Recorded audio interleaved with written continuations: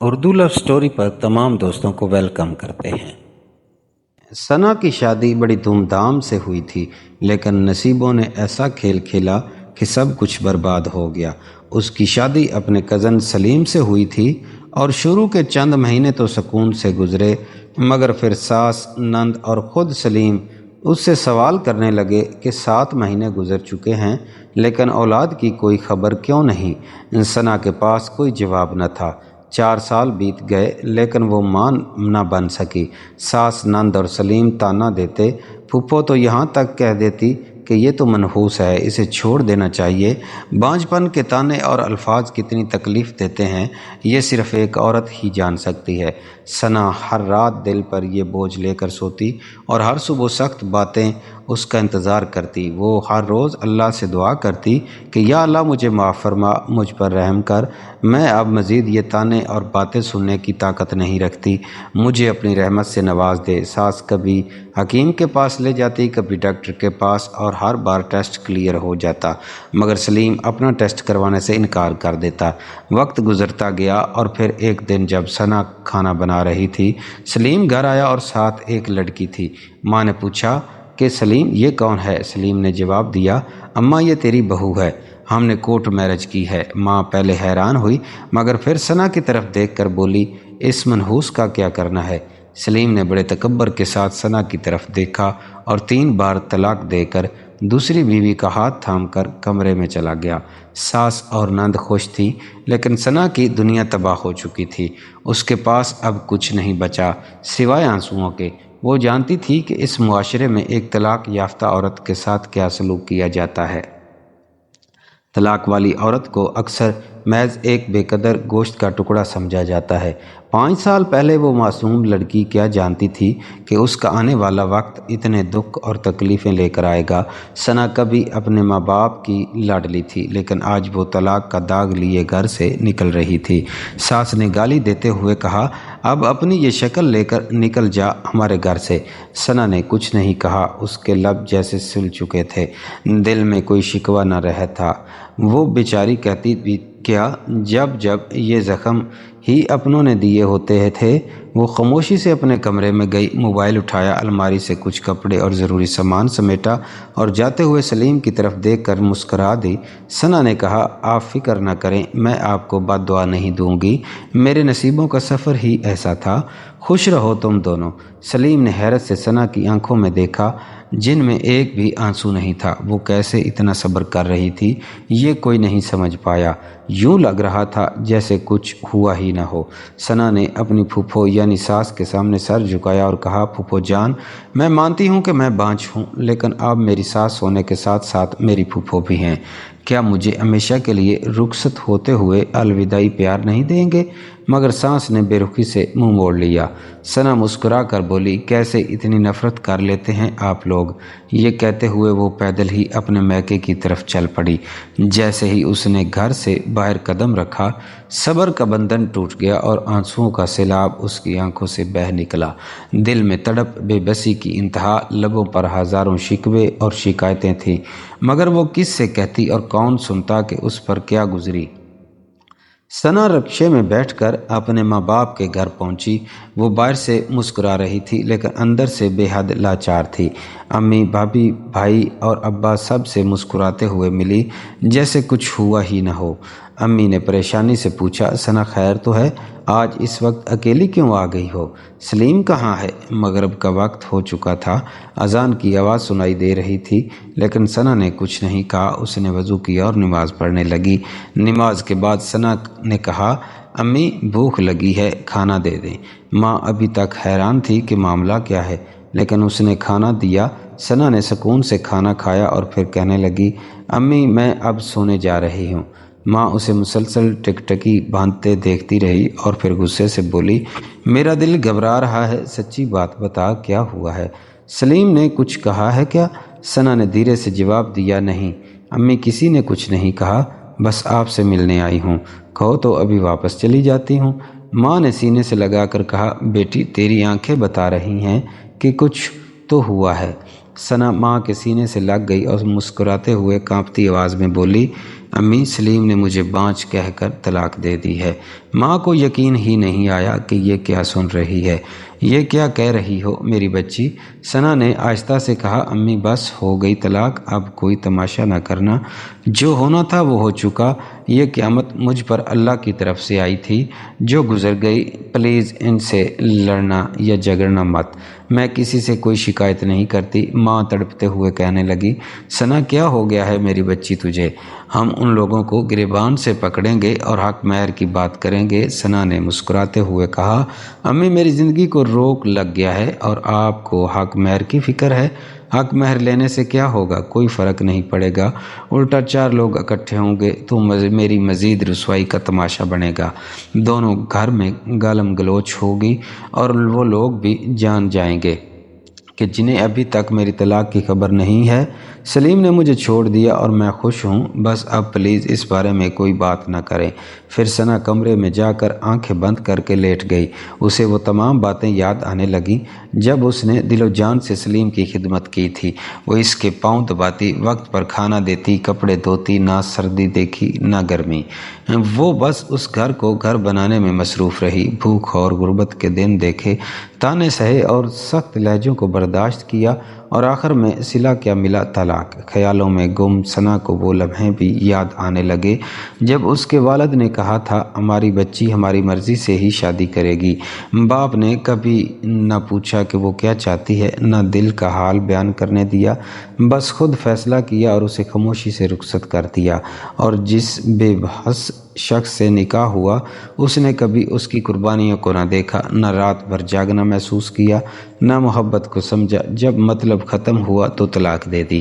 ہم بیٹیاں بھی عجیب مخلوق ہیں، کبھی والدین کا گھر چھوڑنا پڑتا ہے، کبھی جہیز کے تانے سہنے پڑتے ہیں اور کبھی بے اولادی کے تانے۔ پہلا دن ماں باپ کے گھر ثنا نے انہی سوچوں میں گزار دیا۔ اب اس نے مکمل خاموشی اختیار کر لی تھی۔ حالانکہ ثنا نے ایم اے تک تعلیم حاصل کی تھی، لیکن شادی کے بعد جیسے وہ اپنی قابلیت کھو چکی تھی۔ پھر وقت یوں ہی گزرنے لگا جو کہ کبھی تھمنے کا نام نہیں لیتا۔ ثنا کی زندگی اب مکمل طور پر اندھیرے میں ڈوب چکی تھی، نہ دل میں کوئی خواہش باقی تھی، نہ کوئی امید بچی تھی، بس جیسے سانسیں چل رہی تھیں اور وہ موت کا انتظار کر رہی تھی۔ رنگین دنیا اب اسے خوفناک لگنے لگی تھی۔ وہ اکثر تنہائی میں گھنٹوں بیٹھ کر گہرے خیالوں میں کھوئی رہتی۔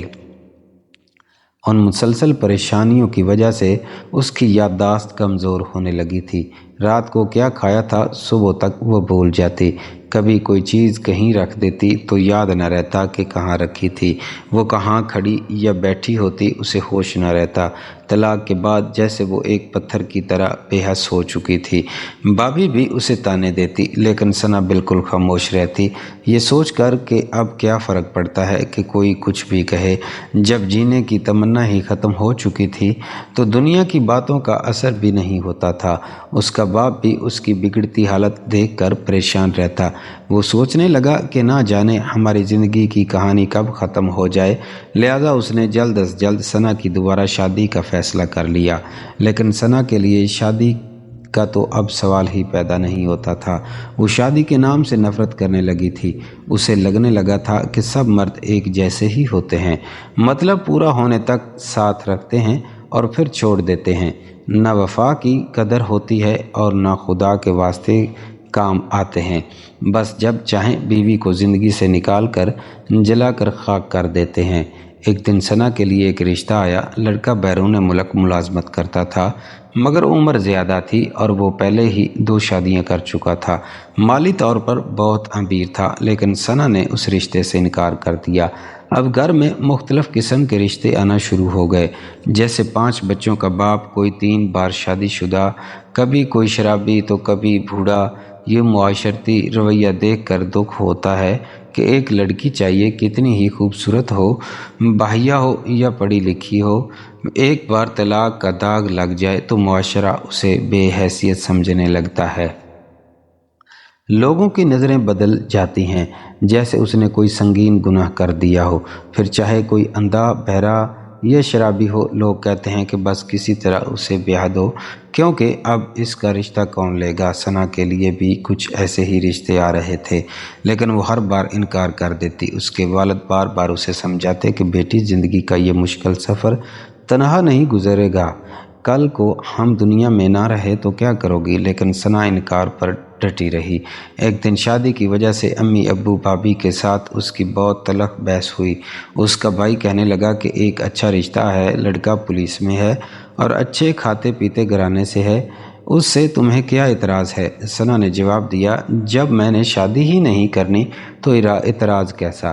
یہ سن کر سب گھر والے اسے شادی کے لیے دباؤ ڈالنے لگے۔ رات کے وقت جب سب سو گئے تو ثنا نے ٹوٹے دل کے ساتھ نیند کی گولیاں کھا لیں۔ جب اس کی طبیعت بگڑنے لگی تو وہ زور زور سے رونے لگی۔ اس کی رونے کی آواز سن کر اس کے والد فوراً بھاگتے ہوئے کمرے میں آئے، مگر اس وقت تک ثنا کی حالت بہت خراب ہو چکی تھی۔ وہ فوراً اسے ہسپتال لے گئے۔ رات کے 12 بج رہے تھے۔ ڈاکٹر نے اس کا معدہ صاف کیا اور علاج شروع کر دیا۔ ماں ثنا کے سر پر ہاتھ پھیرتے ہوئے کہنے لگی، میری بچی، تم خود کو اتنی اذیت کیوں دے رہی ہو؟ وہاں ایک لڑکا اسد تھا جو ثنا کو ڈرپ اور انجیکشن لگا رہا تھا۔ اس کے ڈاکٹر نے اسد سے کہا کہ اس مریض کو جو میں نے دوائیں لکھی ہیں تم نے اسے وقت پر دینا ہے۔ اسد نے سر ہلا کر کہا، ٹھیک ہے سر۔ پھر ڈاکٹر نے ثنا کی ماں سے کہا، میری ڈیوٹی کا وقت ختم ہو چکا ہے، یہ نرس اور اسد یہاں ہیں، میں نے انہیں سب کچھ سمجھا دیا ہے، آپ فکر نہ کریں، کوئی خطرے والی بات نہیں ہے۔ 2 بجے تھے جب بابا ہسپتال کے پارک میں بیٹھ گئے اور ماں بھی ثنا کے پاس صوفے پر لیٹ گئی تو اس کی آنکھ لگ گئی۔ اچانک ثنا نے ہلکی سی آواز میں کہا، مجھے پانی دو۔ اسد جلدی سے آیا اور پوچھا، آپ کو کیا چاہیے؟ ثنا نے پانی کا کہا تو اسد پانی لے کر آیا، پھر خود ثنا کو سہارا دے کر اٹھایا اور اسے پانی پلا کر پاس ہی بیٹھ گیا۔ اسد نے ثنا کی طرف دیکھ کر کہا، میں نے آپ کے بابا کو روتے ہوئے دیکھا ہے، وہ آپ کے لیے بہت پریشان رہتے ہیں۔ ثنا، ایسی بھی کیا پریشانی ہے کہ آپ بابا کی بات مان کیوں نہیں لیتی؟ ثنا کی حالت دیکھ کر وہ معذرت کرتے ہوئے بولا، میرا آپ کو کچھ کہنے کا حق نہیں بنتا، بس ویسے ہی دل میں بات آئی کہہ دی۔ اتنے میں ثنا کے کرنے لگی۔ اسد نے اپنا ہاتھ آگے کر لیا۔ اسی وقت ماں بھی نیند سے بیدار ہو گئی۔ اسد نے خود ثنا کا چہرہ صاف کیا، بیڈ شیٹ تبدیل کی اور پھر ایک انجیکشن لگایا اور رات بھر ثنا کے آس پاس گھومتا رہا۔ دوسرے دن جب ڈاکٹر آیا تو اس نے چیک اپ کیا اور بتایا، اب پریشانی والی کوئی بات نہیں ہے، آپ ثنا کو لے کر گھر جا سکتے ہیں۔ صرف ایک رات ہسپتال میں گزارنے پر اسد کو ثنا کے دل کا درد محسوس ہونے لگا۔ وہ سوچنے لگا کہ یہ کتنی اچھی اور نیک سیرت پیاری لڑکی ہے، مگر اس کے باوجود ثنا کے بابا اسے 3 بچوں کے باپ سے شادی کرنے کا کہہ رہے ہیں، صرف اس لیے کہ ثنا طلاق یافتہ ہے۔ حالانکہ ایک بار میں نے نبی پاک صلی اللہ علیہ وآلہ وسلم نے بھی تو طلاق یافتہ خاتون سے نکاح کیا تھا، پھر میں ثنا کو کیوں نہیں اپنا سکتا؟ اس میں برائی کیا ہے؟ جو بھی ہو، اب میں بھی ثنا سے ہر حال میں نکاح کروں گا، نہ جانے وہ بیچاری معصوم کتنے درد دل میں جی رہی ہے، میں اس کا ہر درد ختم کر دوں گا۔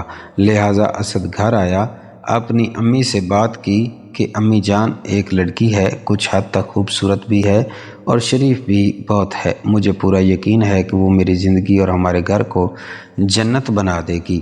ماں نے پوچھا، کون ہے؟ تو اسد نے بتایا، لیکن امی جان، اسے ایک بار پہلے طلاق ہو چکی ہے۔ ماں غصے میں بولی، شاباش، اب تم ہم سب کو شریکوں میں رسوا کرے گا کہ کنواری لڑکی نہیں ملی تو طلاق یافتہ لے آئے ہو۔ اسد مسکرا کر بولا، امی جان، لیکن جو بھی ہے وہ اچھے کردار کی مالک ہے۔ میں نے کہا، بس اب مزید تمہارے منہ سے میں ایک لفظ بھی نہیں سنوں گی۔ پھر اسد بھی غصے سے لال پیلا ہو کر بولا، امی جان، چاہے جو بھی ہو جائے، شادی تو میں اس لڑکی سے ہی کروں گا۔ جب اس بات کا اسد کے بھائیوں بہنوں کو پتہ چلا، وہ اسے کوسنے لگے، بس طلاق والی ہی رہ گئی ہے، پھر کیا تھا؟ بہن اپنی نند کے لیے رشتہ کہنے لگی اور بھائی اپنی سالی کے رشتے کی بات کرنے لگا، لیکن اسد اپنی بات ہر پوری طرح قائم تھا، مجھے صرف ثنا سے ہی نکاح کرنا ہے۔ ماں نے کہا، ٹھیک ہے، کر لو، لیکن تمہارے بھائی کہہ رہے ہیں شادی کے بعد بیوی کو لے کر تم ہم سے الگ گھر میں رہنا۔ اگر وہ اتنی ہی اچھی ہوتی تو اسے طلاق ہوتی کیوں؟ اسد تھوڑا سوچنے کے بعد کہنے لگا ٹھیک ہے، یہ شرط بھی مجھے منظور ہے، میں اس کی خاطر الگ بھی رہ لوں گا۔ پھر اگلے دن اسد اس کی بہن اور ماں رشتے کی بات کرنے کے لیے ثنا کے گھر پہنچ گئے۔ ابتدائی آداب اور گفتگو شنید کے بعد اسد کی ماں کہنے لگی کہ بیٹا، ہم اس بارے میں کچھ نہیں کہہ سکتے کیونکہ ثنا کسی صورت بھی شادی کے لیے راضی نہیں ہو رہی، لیکن اسد نے کہا کہ آنٹی پلیز آپ ایک بار مجھے خود اس سے بات کرنے کا موقع دیں۔ ثنا کی ماں نے ہاں میں سر ہلاتے ہوئے کہا کہ بیٹا تم بھی ایک بار کوشش کر کے دیکھ لو، آگے تمہارے نصیب۔ جب اسد کمرے میں داخل ہوا تو ثنا اس وقت بہت غصے میں کچھ الفاظ دہرا رہی تھی۔ جب اس نے اسد کو سامنے دیکھا تو خاموش ہو گئی۔ پھر اسد بولا کیسی ہیں آپ؟ ثنا آہستگی سے بولی ٹھیک ہوں، آپ کیسے ہیں؟ اسد پیار سے بولا ثنا میں آج آپ کی امی اور ابو سے آپ کا رشتہ مانگنے کے لیے آیا ہوں۔ ثنا سخت لہجے میں بولی اسد یہ آپ کا پاگل پن ہے، میں کسی صورت بھی شادی نہیں کروں گی کیونکہ میں جانتی ہوں مجھے رسوائی کے سوا کچھ نہیں ملے گا۔ اسد مسکراتا ہوا کہنے لگا ہر مرد ایک جیسا نہیں ہوتا، بس جو بھی ہے آپ کو اللہ کا واسطہ ہے مجھے بس ایک بار موقع دے دو۔ جب ثنا نے دوبارہ نہ کی تو اسد نے صدنہ کے آگے واسطوں منتوں اور ترلوں کی بھرمار کر دی اور اسے اپنی وفا کا ہر لحاظ سے یقین دلایا۔ خیر پھر ثنا نے بھی اسد کے لاکھ ترلوں کو دیکھتے ہوئے ہار تسلیم کی اور شادی کے لیے ہاں کر دی۔ اسد سمیت ثنا کے گھر والے بھی اس رشتے سے بہت خوش تھے اور بہت جلد ثنا اسد کی ہم سفر بن گئی۔ ثنا کو حاصل کرنے کے بعد اسد کو سب نے بہت برا بھلا کہا کہ اسد ایک طلاق یافتہ لڑکی لے آیا ہے، اور اپنے دل کی بڑاس نکالتے ہوئے گھر والوں نے اسد کو ایک الگ خستہ حال سا کمرہ دے دیا اور ثنا کو بھی بہت تنگ نظری سے دیکھتے تھے۔ شادی کی پہلی رات اسد اپنی بیوی ثنا کو اپنی وفا کا یقین دلاتے ہوئے کہنے لگا کہ دیکھو ثنا، میں اتنا امیر تو نہیں ہوں، لیکن میں آپ سے وعدہ کرتا ہوں کہ آپ کو اپنے دل اور اس چھوٹے سے گھر میں ایک شہزادی بنا کر رکھوں گا۔ لہذا اب ثنا کو بھی اچھے سے علم ہو چکا تھا کہ اسد واقعہ میں بہت اچھا لڑکا ہے اور اسے دل و جان سے چاہتا ہے۔ وہ ناشتے کے وقت ثنا کے ساتھ مل کر ناشتہ تیار کرواتا، پھر مل کر دونوں ناشتہ کرتے۔ اسد کی تنخواہ 26,000 تھی، جس سے اسد کچھ بنا تو نہیں سکتا تھا لیکن گھر کا گزارا اچھے سے ہو رہا تھا۔ اسد کا کچا سا مکان تھا، بھائی سب الگ رہتے تھے اور انہوں نے اپنے الگ نئے گھر بنا لیے۔ ثنا ایک دن اسد کا ٹچ موبائل بڑی حسرت بھری نظروں سے دیکھ رہی تھی، جس سے اسد نے محسوس کر لیا، لیکن ثنا کو نیا ٹچ موبائل دلوا کر دینا اسد کے بس سے باہر تھا۔ بجر جس دن ثنا کا برتھ ڈے تھا، اسد چپکے سے کیک لے کر آیا اور چھپا کر رکھ دیا۔ جب رات کے 12 بجے ثنا سو رہی تھی تو اسد نے ثنا کے ماتھے پہ بوسہ کیا۔ جب ثنا نے آنکھ کھولی تو اسد مسکراتے ہوئے ثنا پر پھول برساتے ہوئے کہنے لگا ہیپی برتھ ڈے میری جان، میری پیاری بیوی ثنا۔ ثنا حیران تھی کہ کیا اسد کو میری برتھ ڈے یاد تھی۔ پھر دونوں نے مل کر کیک کاٹا اور کیک کاٹ کر اسد نے ثنا کے سامنے ایک گفٹ رکھ دیا۔ ثنا مسکراتے ہوئے گفٹ کھولنے لگی۔ گفٹ دیکھتے ہی ثنا حیرانگی سے اسد کو کہنے لگی اسد کیا ضرورت تھی آپ کو اتنا کچھ کرنے کی، بس کیک ہی بہت تھا۔ میری جان آپ تو پہلے ہی اتنی مشکل سے گھر چلا رہے ہیں۔ اسد پیار بھری نظروں سے ثنا کو دیکھ کر ہنس رہا تھا۔ جب ثنا نے گفٹ کھولا تو گفٹ میں موبائل تھا۔ اتنا مہنگا گفٹ دیکھ کر ثنا کی آنکھوں میں آنسو آ گئے اور کہنے لگی کہ اسد میں جانتی ہوں کہ آپ مجھ سے بہت پیار کرتے ہیں، لیکن تم تو میرے پیار میں بالکل پاگل ہی ہو گئے ہو۔ بلا اتنی غربت میں کون اپنی بیوی کو اتنا مہنگا گفٹ دیتا ہے؟ پھر اسد مسکراتے ہوئے کہنے لگا میری جان یہ اتنا بھی مہنگا نہیں ہے، آپ کی صرف ایک مسکراہٹ کی قیمت ہے بس۔ پھر اسد نے بڑے پیار سے ثنا کے آنسو صاف کرتے ہوئے کہا کہ میری جان میرا سب کچھ آپ کے لیے ہی تو ہے۔ اسد کی زندگی میں اگر ثنا اب پھر سے جینے لگی تھی۔ اسد چاہے غریب تھا لیکن دل کا شہزادہ تھا۔ حالانکہ سب اسد کا مذاق اڑاتے تھے کہ بڑا آیا طلاق یافتہ لڑکی سے شادی کر لی اور باقی بھائیوں نے اچھے گھر بنا لیے، لیکن یہ اپنے لیے آج تک ایک مکان بھی نہ بنا سکا۔ خیر، اسد شریکوں کی ان تمام باتوں کو بڑی خاموشی سے برداشت کرتا رہا۔ ایک دن ثنا کی کسی دوست نے بتایا کہ فلاں سرکاری اسکول میں ٹیچر کی جاب آئی ہے، اپلائی کر لو۔ ثنا نے جب اسد سے بات کی تو وہ اس کا ہاتھ تھام کر بولا، میری جان، آپ کا جو دل چاہے وہی کرو، مجھے صرف ایک چہرے پر مسکراہٹ چاہیے۔ اگر مجھے کوئی اعتراض ہوگا تو وہ آپ کے چہرے پر غمی دیکھ کر ہوگا۔ خیر، جو بھی تھا، ثنا نے جاب کے لیے اپلائی کر دیا۔ تعلیم اچھی تھی، اللہ کا کرم ہوا، اچھے گریڈ کی ٹیچر کی جاب مل گئی۔ دونوں بہت خوش تھے۔ پھر اسد نے خوشی سے دونوں بھائیوں کے گھر مٹھائی بھیجی، لیکن بھائی خوشی ہونے کے بجائے الٹا منہ جل کر خاک ہوتے ہوئے بولے، کم ظرف اب بیوی کی کمائی کھائے گا۔ اگر بھائی ایک دوسرے کی خوشی سے خوش ہوتے ہوں تو پھر انہیں شریک کون کہے گا؟ پھر جب اللہ کی مزید کرم نوازی ہوئی تو 2 سال بعد ثنا اسکول کی پرنسپل بن گئی۔ پھر اچھی خاصی تنخواہ لگی تھی، اور جو ثنا کے گھر میں بچے ٹیوشن لینے آتے تھے ان کی فیس الگ سے آتی تھی۔ دیکھتے ہی دیکھتے اسد اور ثنا کی زندگی کے حالات بدلنے لگے۔ ٹرپل منزلہ گھر تعمیر کر لیا۔ اسد نے کافی سال اسپتال میں نرسنگ کرنے کے بعد کسی سفارش کے تحت لائسنس لے کر اپنا میڈیکل اسٹور بنا لیا۔ زندگی بہت خوشحال ہو چکی تھی۔ پھر اللہ تعالیٰ نے چاند جیسا بیٹا بھی عطا کر دیا۔ پھر ایک دن اسد کے میڈیکل اسٹور پہ ایک شخص آیا۔ اس کے سر سے خون بہہ رہا تھا، کپڑے پھٹے ہوئے تھے، ساتھ ایک لڑکا بھی تھا جو صرف اس کی مدد کے لیے ساتھ آیا تھا۔ پھر اسد نے جلدی سے مرہم پٹی کرنے کے بعد اس شخص سے پوچھا کہ کیا ہوا؟ وہ شخص اپنی بیوی کو گالی دے کر بولا، ڈاکٹر صاحب، میری بیوی بڑی ظالم ہے، میرا گھر زمین جائیداد اپنے نام کروا لی، اب روز مجھے پورے محلے میں بے عزت کرتی ہے اور آج میرا یہ حال کر دیا ہے۔ وہ شخص جس کا سر پھٹا ہوا تھا کوئی اور نہیں بلکہ ثنا کا پہلا شوہر سلیم تھا۔ اتفاق سے ثنا کا بھائی بھی وہیں قریب کھڑا تھا۔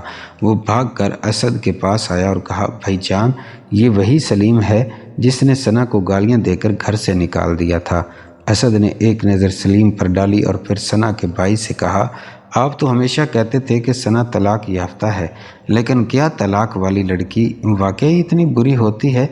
ہمارے معاشرے میں کیوں طلاق یافتہ عورت کو حقارت سے دیکھا جاتا ہے؟ کیونکہ اسے ہی قصوروار ٹھہرایا جاتا ہے، جبکہ طلاق دینے والا مرد پارسا سمجھا جاتا ہے۔ اسد نے سنجیدگی سے کہا، میں تو اللہ کا شکر ادا کرتا ہوں کہ میں نے طلاق یافتہ عورت کو اپنا ہم سفر بنایا۔ اگر میں بھی آپ کی طرح سوچتا تو شاید میری ثنا زندگی بھر طلاق کا داغ لیے تڑپتی رہتی، یہ پھر کسی بوڑھے یا 4 بچوں کے باپ کی خدمت میں اپنی زندگی گزار دیتی۔ آج ہم دونوں خوش ہیں، الحمدللہ۔ بھائی، ہمیں اپنی سوچ کو بدلنا ہوگا۔ طلاق کو صرف عورت کا قصور نہ سمجھیں۔ طلاق اس وقت ہوتی ہے جب ایک سمجھدار اور اچھی لڑکی کو کسی غلط یا بد کردار مرد کے ساتھ باندھ دیا جاتا ہے۔ معاشرے نے طلاق یافتہ عورتوں کو مجرم کیوں بنا دیا ہے؟ اگر ایسا ہوتا تو ہمارے نبی کریم صلی اللہ علیہ وآلہ وسلم کبھی طلاق یافتہ عورتوں سے نکاح نہ کرتے۔ ہمیں جہالت سے نکل کر عورت کو عزت دینا سیکھنا ہوگا۔ امید کرتا ہوں کہ یہ ویڈیو آپ کو ضرور اچھی لگی ہوگی۔ ایسی مزید ویڈیو دیکھنے کے لیے ہمارے چینل کو سبسکرائب کرنا نہ بھولیں۔